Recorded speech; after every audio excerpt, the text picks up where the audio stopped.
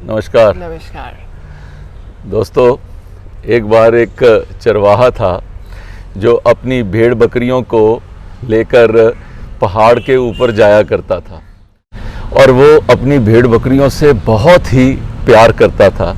जहाँ झरना आता था तो झरने के पास उनको बिठाकर उनका मुंह साफ करना, उनके पैरों को धोना, फिर अच्छी घास के पास उनको ले जाके उनको घास खिलाना, उनके बालों को साफ करना, कंघी फेरना और उनके बालों में से कहीं पे कोई कीड़ा या जूं है तो उसको भी साफ करना। और फिर वो रंग बिरंगे कपड़े और रिबन लेकर उनके सींगों के ऊपर बांधता था और कभी कभी वो तेल के साथ उनके सींगों को चमका भी देता था। कभी कभी घुंघरू खरीदता और कभी वो झालर खरीदता और वो उनके पाँव पे, गले पे बांधता और उसका ऐसा उनके साथ प्यार कि जैसे वो उसी का एक परिवार है और उनके साथ वो बहुत मस्ती में अपना समय बिता रहा था। कहानी को आगे बढ़ाने से पहले आपको ये याद दिलाना चाहते हैं, अगर आपने हमारे चैनल को अभी तक सब्सक्राइब नहीं किया तो उसे प्लीज़ सब्सक्राइब कर लीजिए। वो चरवाहा उन भेड़ बकरियों के साथ खेलता कूदता और सारा दिन प्यार से बातें करता और उनके सींगों के ऊपर घंटियां और घुंघरू बांध रहा था। ऐसे ही एक दिन वो बैठकर उनके बाल बना रहा था, तो ऐसा करते करते उसका ध्यान भगवान की ओर चला गया और उसने कहा कि हे भगवान, आप कहाँ रहते हो? आपकी शक्ल कैसी है? मेरा बहुत मन करता है आपसे मिलने को।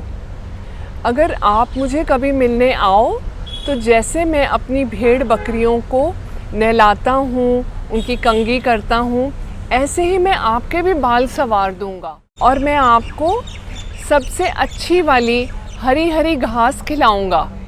मैं झरने से ठंडा पानी लेकर आऊँगा आपको पिलाने के लिए, और अगर आप थक कर दोपहर को सोना चाहोगे तो मैं आपको पंखी भी करूँगा।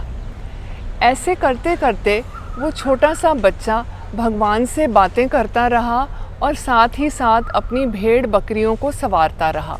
उसने कहा कि भगवान, अगर आपके बालों में जूं होगी ना तो मैं उसको भी साफ़ कर दूँगा, मैं आपका बहुत ध्यान रखूँगा। तो ऐसे ही वो छोटा सा बच्चा छोटी छोटी बातें भगवान के साथ करता रहा या शायद अपने आप से ही बातें करता रहा। जब ये चरवाहा अपने ख्यालों में भगवान के साथ डूबा हुआ था तो उसी समय वहाँ से एक महात्मा गुजरे। तो महात्मा ने कहा, ए लड़के, तुम क्या कर रहे हो?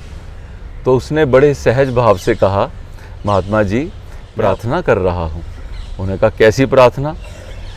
तो उस लड़के ने अपने ढंग से जो वो मन में सोच रहा था वो प्रार्थना उसने सारी की सारी महात्मा जी को क्या सुनाई। अब महात्मा जी को तो उनके तो तेवर चढ़ गए कि ये कोई तरीका होता है प्रार्थना करने का? भगवान को तुम भेड़ बकरियां समझते हो? भगवान को तुम इस ढंग से उनसे अपना प्यार दिखाना चाहते हो?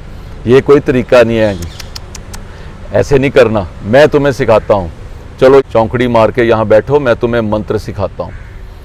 अब वो महात्मा जी ने अपने मंत्र बोलने शुरू किए और बड़े बड़े मंत्र उस लड़के को सिखाने लगे।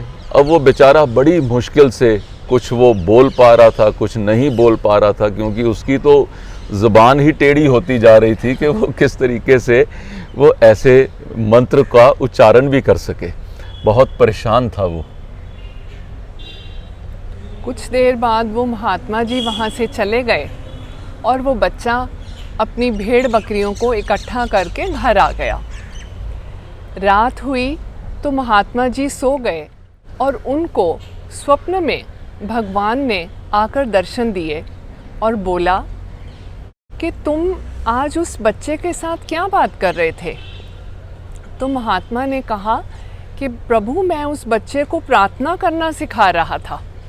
तो भगवान ने कहा कि वो बच्चा इतनी सुंदर प्रार्थना कर रहा था, मेरे साथ बातें कर रहा था, मेरे साथ जुड़ा हुआ था, और तुम उसको जाके अपना ज्ञान बांटने लग गए। तुम उसको प्रार्थना का व्याकरण सिखाने लग गए। प्रार्थना क्या है? प्रार्थना तो भगवान से जुड़ने का एक साधन है। Prayer is talking to God. वो बच्चा मेरे से बातें कर रहा था और तुमने उस बच्चे का लिंक मेरे साथ तोड़ दिया। तुम्हारा काम है लोगों को भगवान के साथ जुड़ने का तरीका दिखाना, लेकिन तुमने तो बिल्कुल उसके ऑपोजिट किया। भगवान ने कहा कि कोई विरला ही होता है जो मेरे साथ जुड़ पाता है। उस बच्चे का भाव जो था यही तो मैं ढूंढता हूँ। शब्दों से मुझे क्या लेना देना। जिस भाव से, जिस प्यार से वो मेरे से बातें कर रहा था, उसी का तो मैं भूखा हूँ। वो बच्चा तुमसे ज़्यादा जानता था कि प्रार्थना कैसे करते हैं। ये कहानी को सुनकर आप भी अपने भाव में, अपने शब्दों में और अपने तरीके से अपने भगवान के साथ आप भी जुड़ें। और अगर आप इसके अंदर सफल होते हैं तो सन रेज की टीम को लगेगा कि हमारा कार्य पूरा हुआ। धन्यवाद। धन्यवाद।